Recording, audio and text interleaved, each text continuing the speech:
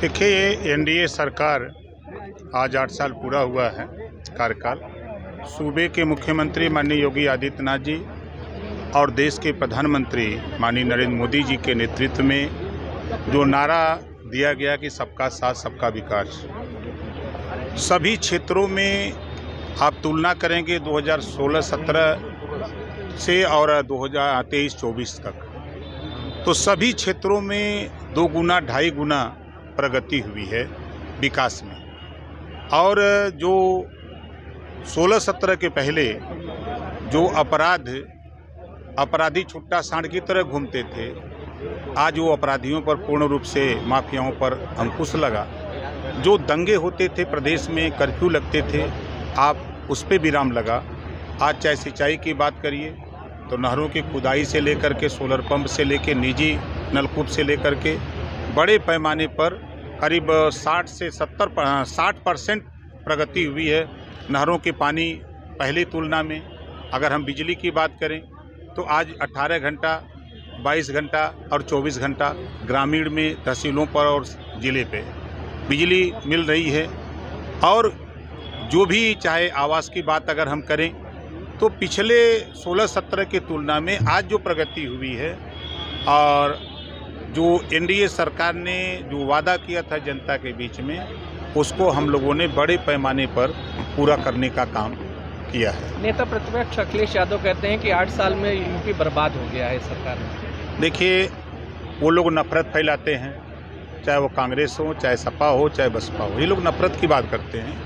पहली बार आज़ादी के बाद एनडीए सरकार में 51 बच्चे मुस्लिम जिनको नफरत वो पढ़ाते हैं, आईएएस पास किए हैं। कल वो एसडीएम बनेगा, कल वो सीडीओ बनेगा, वो कल डीएम बनेगा आगे आने वाले दिनों में। इन लोगों को चिंता इस बात की है कि जब ये कुर्सी पर होगा तो वो सबका साथ सबका विकास का नारा लगाएगा, नफरत नहीं, अपनी कम्युनिटी में भी वो नफरत को ख़त्म करने का प्रयास करेगा। इस बात को लेकर वो लोग चिंतित हैं। आज पूरे प्रदेश में ही नहीं, पूरे देश में जो बीच में बिचौलिए थे, जो सरकार की योजनाओं को बीच में लूट लेते थे, आज उठा के देखिए कि चाहे आयुष्मान कार्ड को सीधे लाभार्थी के यहाँ पहुँच रहा है, आप किसान सम्मान निधि सीधे खाते से खाते तक जा रहा है। आज जो बच्चों को ड्रेस था, आज 1200 रुपया डीबीटी के माध्यम से सीधे उनके माता पिता के खाते में जा रहा है। तो जो योजनाएं प्रदेश सरकार की हैं, अब सारी योजनाएं लाभार्थी तक पहुंच रही हैं। सपा सांसद का एक बयान आया है, उन्होंने कहा है कि राणा सांगा गद्दार थे, सदन में उन्होंने बोला है। इससे ज़्यादा क्या बोलेंगे? शिक्षा पे उनको तो अकल है नहीं कि हम शिक्षा पे बेहतर सुझाव सरकार को दें सदन में, कि सरकार उस पर अमल करे। आज देखिए, स्वर्गीय अटल बिहारी वाजपेयी जी ने भी कहा था कि हमको जनता को स्वास्थ्य और शिक्षा फ्री देना चाहिए, ऐसा उन्होंने कहा था। ये बात उनके दिमाग में नहीं कि सदन में जनता ने चुन के भेजा तो सदन में उस बात को कहें। ठीक है, आप अटल जी के घोर विरोधी हो, लेकिन जनता ने आपको चुन के दिया है। जनता में जब शिक्षा होगी समाज में, तभी समाज तरक्की करेगा, प्रदेश तरक्की करेगा और देश तरक्की करेगा। मंत्री जी, कल अखिलेश यादव ने कहा है कि भाजपा इतिहास न दोहराए, पुरानी चीज़ों को न उखाड़े, औरंगजेब को लेकर न बात करे, ऐसा कुछ उनका कहने का। देखिए, आप वो बेचारे क्या कर रहे हैं, कुछ तो करना नहीं है, इस नाते जो है वो बैठ करके कुछ न कुछ फिजूल की बात चर्चा करते हैं। हम उनसे पूछ रहे हैं, आपके माध्यम से उनसे पूछ रहा हूँ कि 27% आरक्षण पिछड़ों को मिल रहा है। 3 सितंबर 2013 को हाई कोर्ट ने आदेश दिया कि इसको बांट करके सबको दिया जाए। मुख्यमंत्री वो थे, क्या उन्होंने किया? रोहिणी आयोग का गठन हुआ है, रिपोर्ट तैयार है, उस पर समीक्षा भी हो गई। क्या कभी उनकी जबान पर रोहिणी आयोग की बात आती है? 27% आरक्षण बांट करके सामाजिक न्याय समिति की रिपोर्ट तैयार है यूपी में, कभी उस पर चर्चा करने की बात आती है? हम लोग तो उस पर मुख्यमंत्री जी से बराबर मिलते हैं, उस बात को लेकर प्रधानमंत्री जी से मिलते रहते हैं कि ये जब तक बटेगा नहीं तब तक जो वंचित शोषित है, जिनके बच्चे आज तक सिपाही नहीं बने, दरोगा नहीं बने, लेखपाल नहीं बने, कानूनगो नहीं बने, वो नहीं बन पाएंगे, वो कहीं ना कहीं शिकार हो जाते हैं। मजबूत लोग उसका हिस्सा लूट रहे हैं, ये बात उनके दिमाग में तो नहीं आएगी। 8 में से 8 कितने नंबर देंगे आप? यार, परीक्षार्थी से पूछोगे कि कितना नंबर दिया जाए। मंत्री जी, संभल में नेजा मेले पर रोक लगी, अब बहराइच में गाजी मेला जो लगता है उस पर भी रोक की बात आ रही है, क्या मानते हैं? देखिए, गाजी बहुत पाजी था ठीक है, गाजी बहुत पाजी था, और वो चला काबुल से।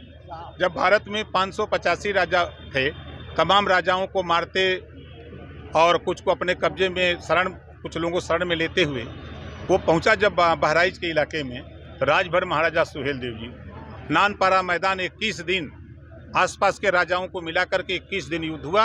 21वें दिन वो युद्ध छोड़ के भागा कुटला नदी, और राजभर महाराजा सुहेल देव जी ने दौड़ा करके वही कुटला नदी के किनारे वहीं मार दिया। आज भी वहाँ मजाल बनी हुई है। ये भूल गए लोग। तो जो लूटने आया, जो देश को गुलाम बनाने आया, उसका मेला लगाओगे। जो देश को गुलामी से बचाया, जो देश को लूटने से बचाया, राजभर महाराजा सुहेल देव का मेला नहीं लगाओगे। मंत्री जी, कर्नाटक में कांग्रेस गवर्नमेंट द्वारा ठेका पट्टी पर एक विशेष समुदाय को आरक्षण दिया जा रहा है, जबकि संविधान में धर्म के आधार पर आरक्षण की व्यवस्था नहीं है। देखिए, तो क्या उत्तर प्रदेश में सपा और कांग्रेस को दोनों लेकर एक जो है विवाद की स्थिति उत्पन्न हो सकती है? देखिए, पहले तो आप जान लीजिए, संविधान में बाबा साहब डॉक्टर अम्बेडकर जी ने 4 वर्ग बनाया है। सामान्य वर्ग, पिछड़ा वर्ग, अनुसूचित वर्ग और जनजाति वर्ग, 4 वर्ग है। इसके अलावा कोई नहीं है। सामान्य वर्ग को भी आरक्षण है 10%, पिछड़ा वर्ग को भी आरक्षण है 27%, और अनुसूचित जाति जनजाति वर्ग को भी 22.5% आरक्षण है। इसी में सब लोग आते हैं, चाहे मुसलमान हो, सिख हो, ईसाई हो, जैन हो, फारसी हो, कोई हो, इसी में आते हैं। तो वो पहले संविधान को पढ़ करके तब लोग बात करें। अगर कोई सरकार काम करे तो अलग कर रहे हैं तो उनको तो चाहिए कि जिनको नहीं मिला पहले उनको दें, ये बात सोचना चाहिए। उसी बात को तो हम लोग लड़ रहे हैं कि 27% आरक्षण को बांट करके जिसका हिस्सा है, अब जैसे 10% सामान्य वर्ग को, जो गरीब कमजोर है उसको मिले। आरक्षण का मकसद है गरीब को ऊपर उठाने का, तो इसलिए हम लोग प्रयासरत हैं।